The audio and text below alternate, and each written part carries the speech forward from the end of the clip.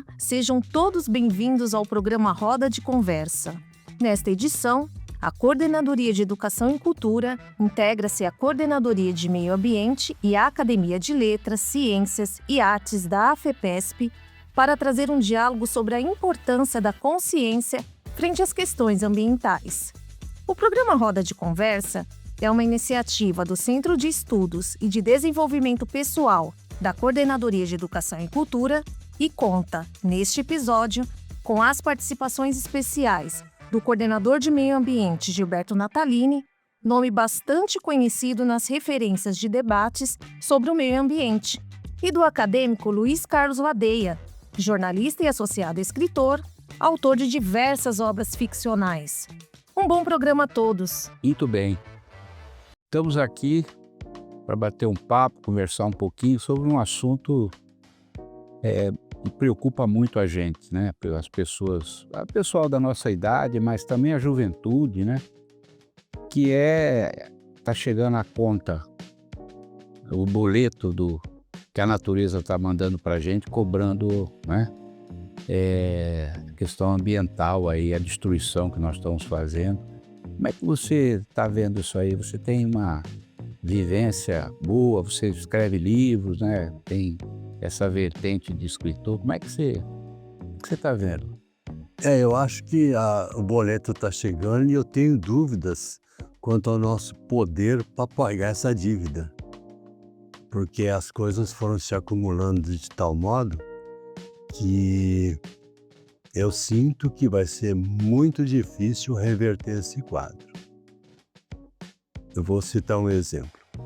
Nós nos queixamos muito das grandes enchentes, nós nos queixamos muito da situação das nossas árvores na cidade.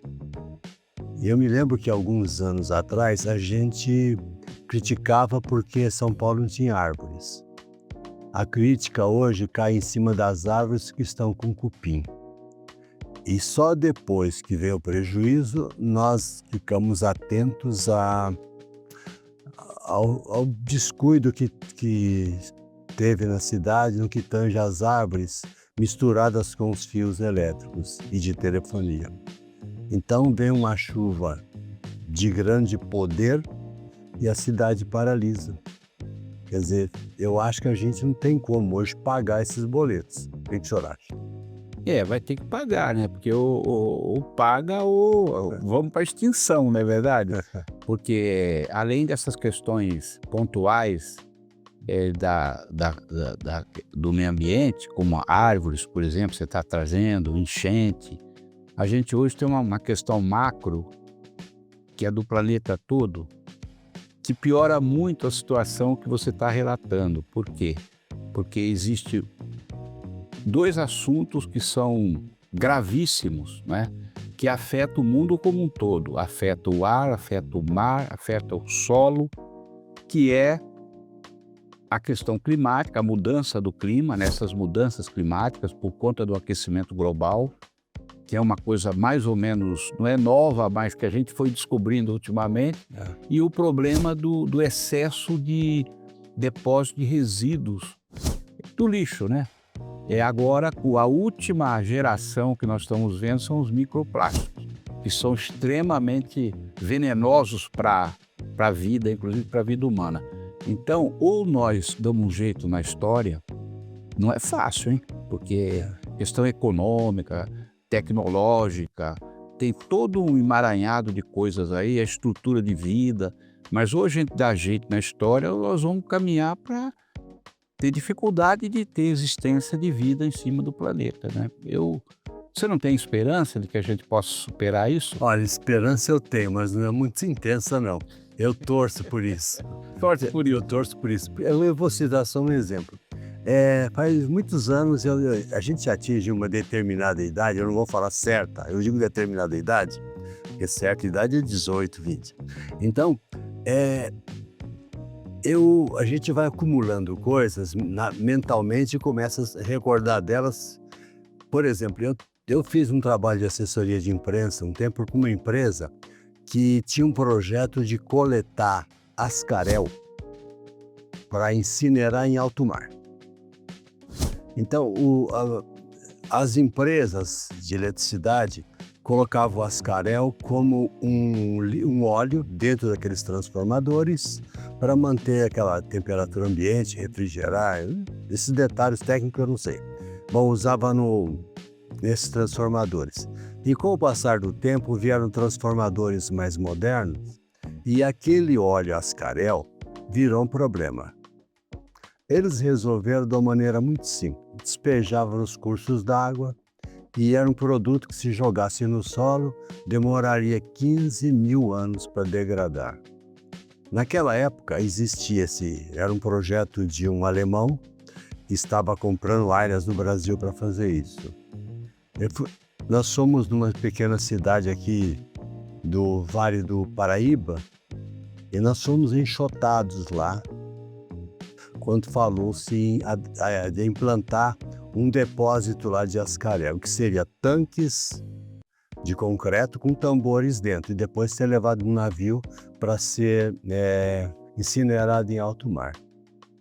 Tá bom, não aceitaram, mudou-se o projeto, a empresa voltou para a Alemanha e ninguém sabe onde foi parar esse ascarel. Mas dá para imaginar, porque nunca foi incinerado esse produto. Jogaram na natureza. Jogaram. Provavelmente jogaram. Não, isso que você está contando é uma realidade. Se a gente for verificar, eu que trabalho com essa questão ambiental já há mais de 40 anos, o que a gente vê de barbaridade, né, de coisas mal feitas, mas eu acho, viu, Ade, eu acho que com esses fenômenos climáticos extremos que estão acontecendo, essas enchentes violentas, essas secas violentas, queimadas, está crescendo uma consciência maior entre os seres humanos. Rapidamente as pessoas estão falando, olha, está acendendo uma luz dizendo, ó, o negócio está feio, o planeta não vai aguentar e vai acabar com a gente. Só que ainda o nível de conhecimento, de consciência que está crescendo não se reverteu em ação. A ação ainda é menor do que, né, o pessoal vai ficando apavorado, vai ficando desesperado, vai perdendo a fé de que a gente possa sobreviver a isso, mas a ação prática, concreta, e eu digo assim, ação por parte dos governos, por parte das instituições, por parte dos empresários e por parte das pessoas, porque se todo mundo não entrar no mesmo barco e mudar o padrão de consumo de energia, a matriz energética, o diagnóstico está feito, né? Eu, como médico, trabalho assim, né? Você faz o diagnóstico, avalia o prognóstico, quer dizer, para onde esse paciente vai, e aí institui o tratamento. Nós fizemos o diagnóstico, o prognóstico está mais ou menos feito, quanto tempo vai demorar para o negócio inviabilizar, mas o tratamento ainda está sendo aquém da necessidade do paciente. Então, não estaria acontecendo pelo lado do povo começar a exigir mais. Na medida que uma escola, por exemplo, determina que uma criança tire um papel do chão, os pais com a mentalidade de hoje, não, meu filho não vai fazer limpeza na escola. Então nós estamos mandando para a escola, muitas vezes, pessoas que não estão orientadas devidamente para não sujar a escola. Então esse povo que joga criança na escola, num depósito de criança, numa creche, sem a devida instrução, será que essas pessoas não deveriam pensar um pouquinho, parar e começar com atitudes? Porque, vou dar um exemplo, eu venho de uma escola cívico-militar que não tinha faxineiro. Nós fazíamos a limpeza. Toda a conservação era nós, se tivesse que pintar, nós que pintávamos. Então hoje eu vejo as pessoas, não, porque precisa disso, determinados políticos. Nós precisamos. Quem sabe o que precisa é a sociedade. O político vai ter que saber o quê? Tomar atitude para resolver os nossos anseios. E muitas vezes eu vejo candidatos aí, não, porque nós precisamos disso.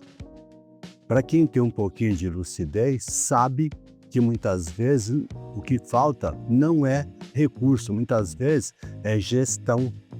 Não adianta jogar uma fortuna na mão de, por exemplo, um diretor de escola, se ela não souber administrar aquilo, depois de um ano ela já gastou todo o dinheiro, não fez nada. Nós estamos aí brigando para tirar caminhões daqui da capital, uma luta de quantos anos vem aí, o Rodoanel parado, agora que está sendo retomado, por quê? Porque teve muita gente de poder aquisitivo alto que conseguiu implantar medidas jurídicas que retardaram, que até impedir que a obra continuasse. E a nossa justiça, não vou dizer que é conivente, mas ela se omite. É verdade. Não, você tem razão. Agora, existe é um complexo de coisas que fez a gente chegar nessa situação, de ordem política, de ordem econômica, de ordem científica e de ordem social. Cada um desses setores tem parte, vamos dizer assim, da responsabilidade de quando nós chegamos. E no meio disso tudo, tem a maneira de viver nossa, de pessoas, né? Por exemplo, eu vou dar um exemplo. São Paulo hoje passa o caminhão de coleta seletiva em 100% das ruas. 100%, isso já faz uns 3 meses, era 70%, agora toda a rua tem pelo menos uma vez por semana, né? Lá no meu bairro, eu observo, eu diria para você que 1/3 das pessoas põe o lixo separado no dia da coleta. Eu faço essa fiscalização em off, assim, eu ando para ver. Então, é a questão, é a responsabilidade do indivíduo, né?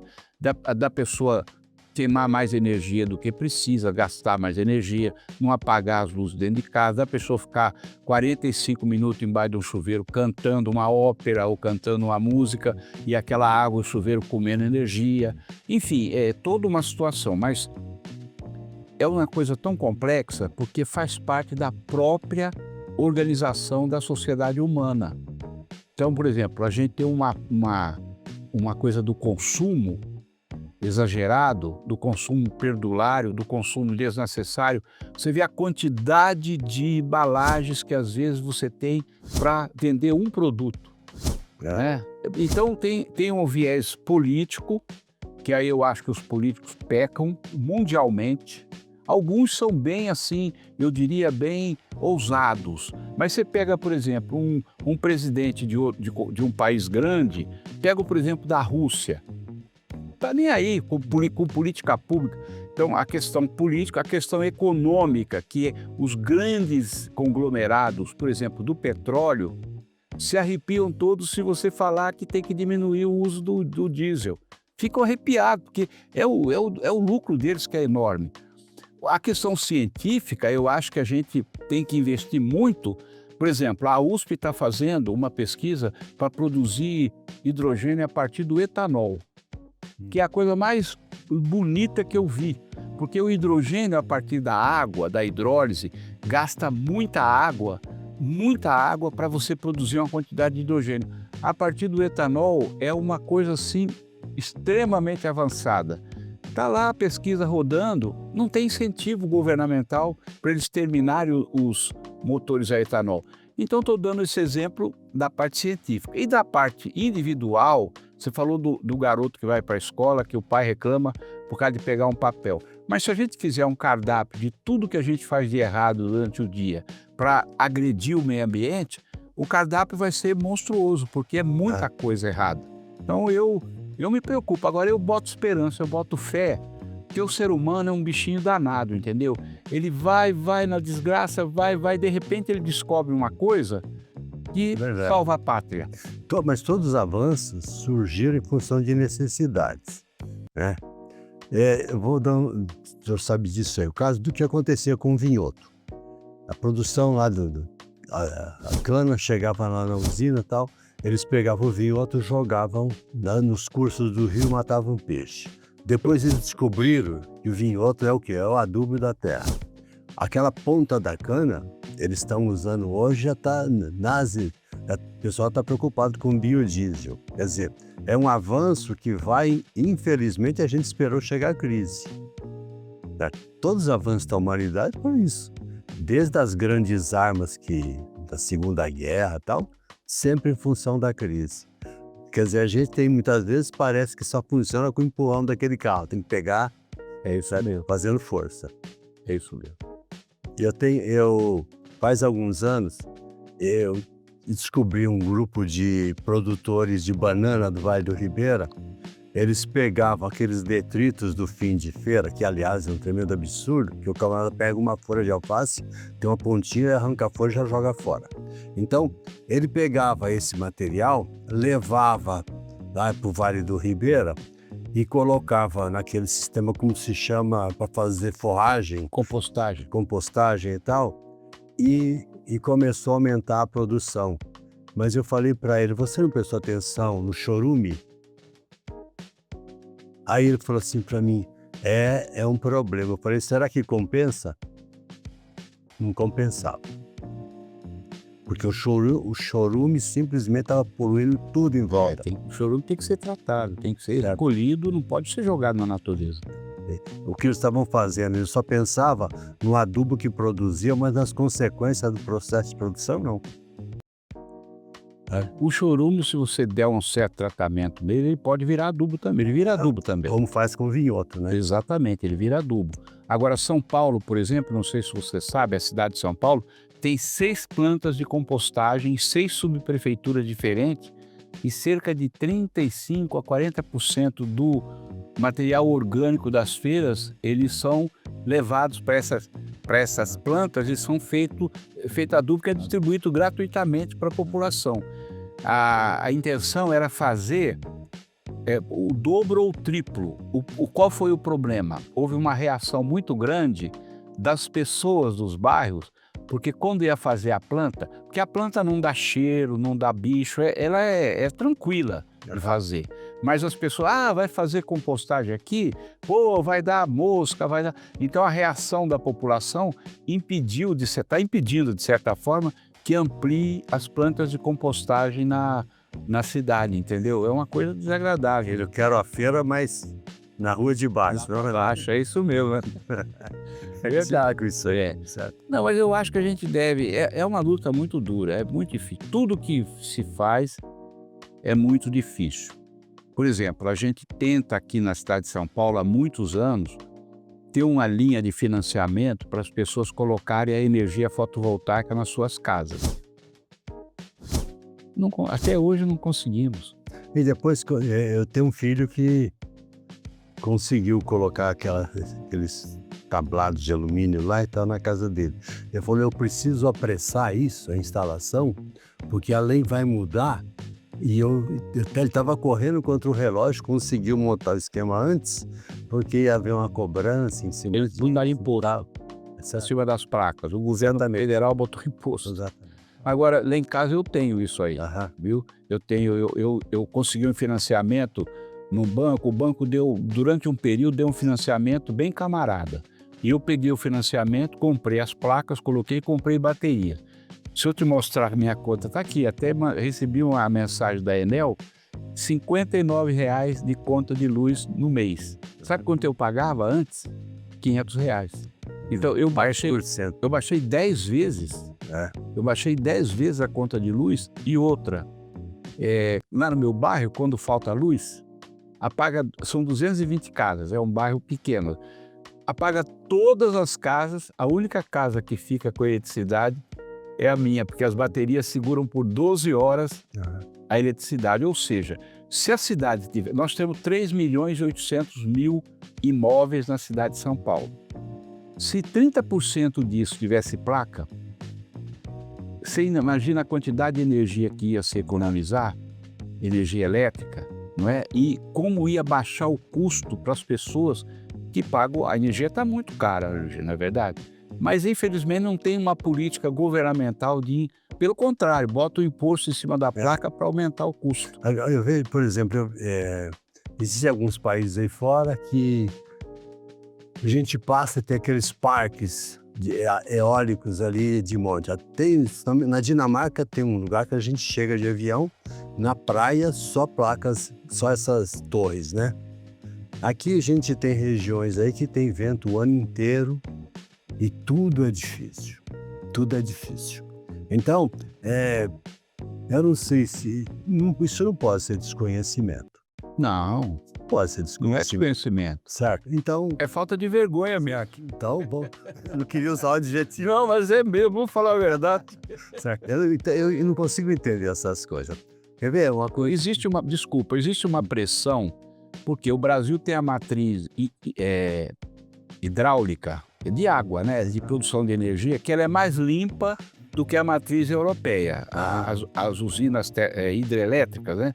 Mas tem uma pressão muito grande do pessoal das termoelétricas, porque vem de diesel. Certo. Se você puser eólica ou fotovoltaica, vai ser dispensada a venda de diesel.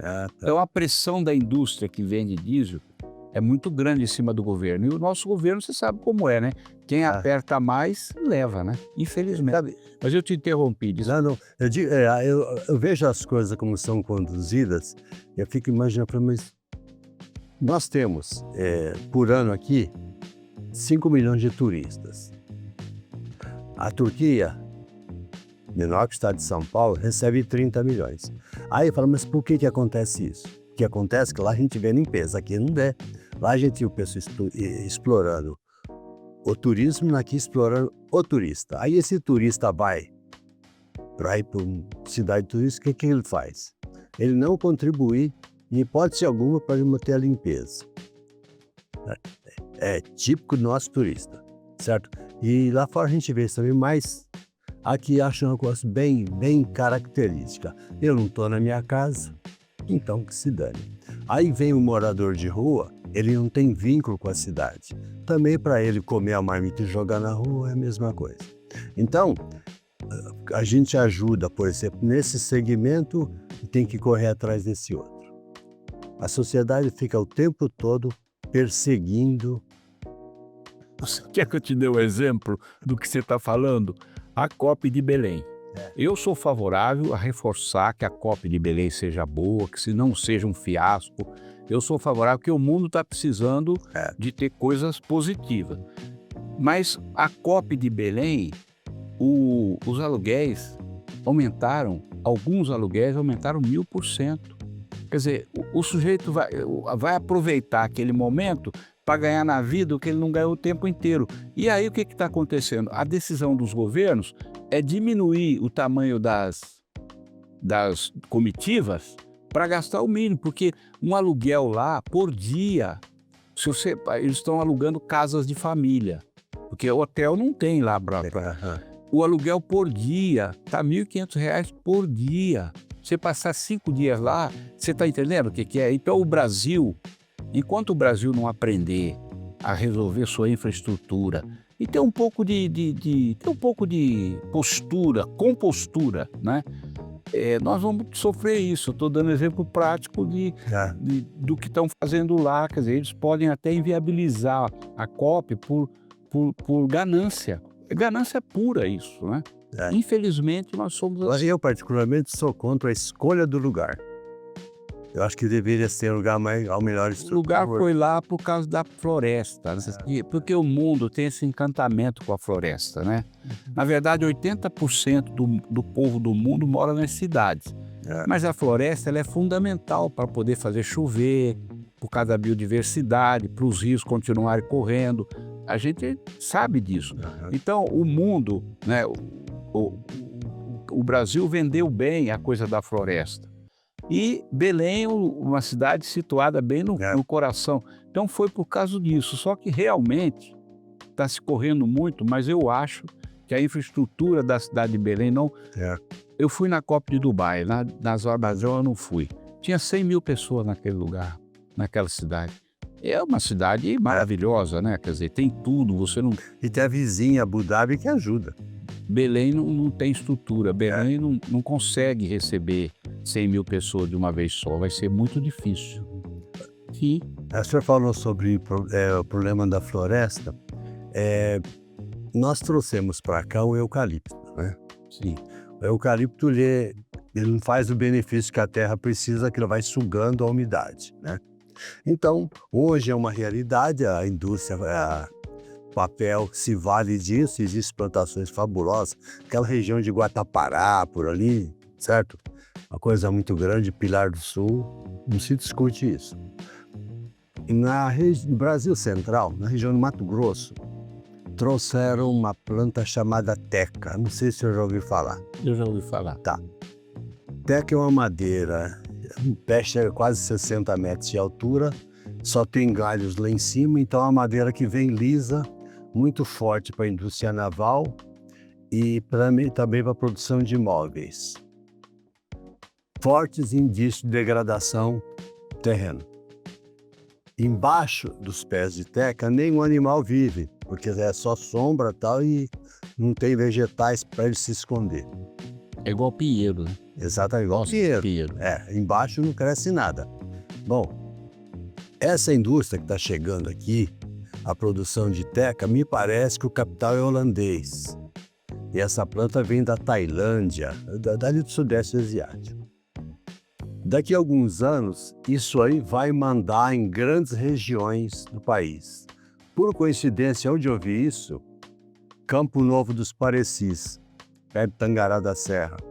Então, eles têm, por uma coincidência danada, em terra indígena, plantação disso. Vai desgraçar tudo. Será que o índio deixou de querer apito?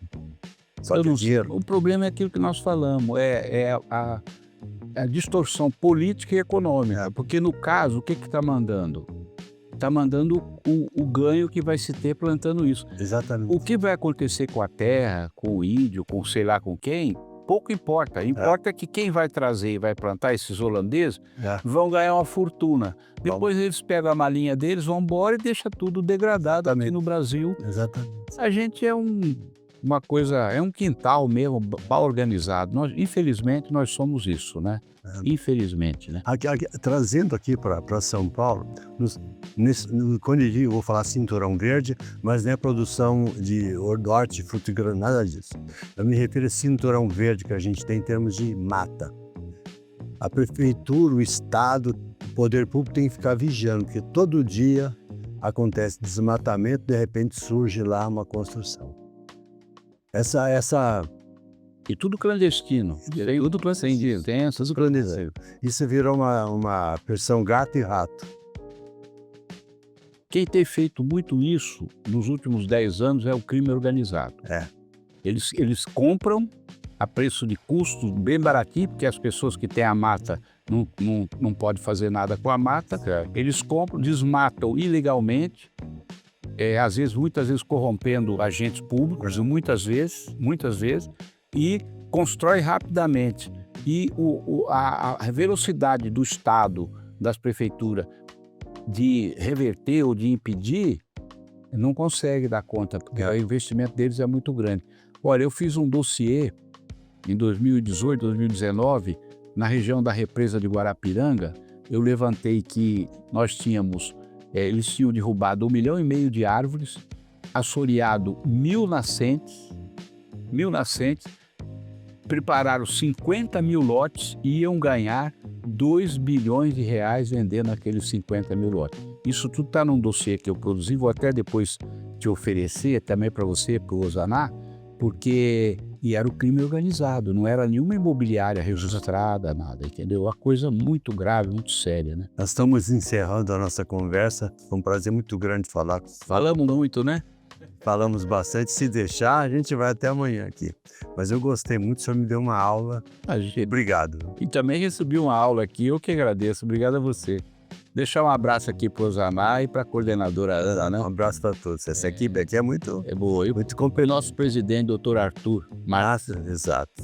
E eu também já jogo um pouquinho lá para a academia, que é... Academia, muito bem. Eu vou levar uns livros lá, eu prometi para o Osaná levar uns livros lá para doar para a academia. Obrigado, doutor. Abraço, tá?